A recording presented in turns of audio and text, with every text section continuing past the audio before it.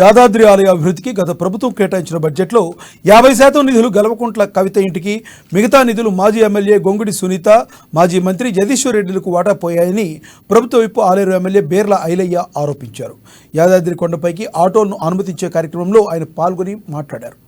R&Bలో పనిచేసే ఈఎన్సీ గణపతి రెడ్డి తన కుటుంబీలకు కాంట్రాక్ట్ ఇచ్చి అవినీతికి పాల్పడ్డాడన్నారు. గణపతి రెడ్డిపై జ్యుడిషియల్ ఎంక్వైరీ చేయనున్నట్లు వెల్లడించారు.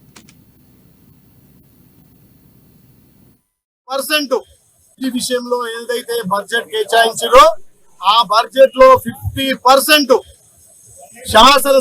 శాసనసభ పక్క లోపల 119 మంది శాసనసభ్యుల మధ్య గలమెత్తి మాట్లాడిన ఇక్కడ జరిగినటువంటి అవినీతిని ఎత్తి చూపిన వైటీడీ పేరు మీద కేటాయించినటువంటి నిధుల్లో 50% కల్వకుంట్ల కవిత ఇంటికి పోయినాయి. ఆ 50% లో ఇక్కడ గొంగిడి సునీత మహేందర్ రెడ్డికి వాటా ఉంది. అందులో ఉన్నటువంటి జగదీశ్వర్ రెడ్డికి వాటా ఉంది.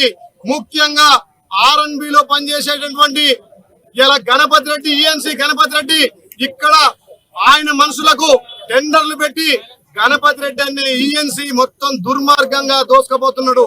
గణపతి రెడ్డి అనే ఈఎన్సీ మీద ఇవాళ యాదాద్రి లక్ష్మణస్వామి అభివృద్ధి విషయంలో ఏదైతే బడ్జెట్ కేటాయించారో ఆ బడ్జెట్ లో 50% శాసనసభ పక్క లోపల 119 మంది శాసనసభ్యుల మధ్య గలమెత్తి మాట్లాడిన ఇక్కడ జరిగినటువంటి అవినీతిని ఎత్తి చూపిన వైటీడీ పేరు మీద కేటాయించినటువంటి నిధుల్లో 50% కల్వకుంట్ల కవిత ఇంటికి పోయినాయి.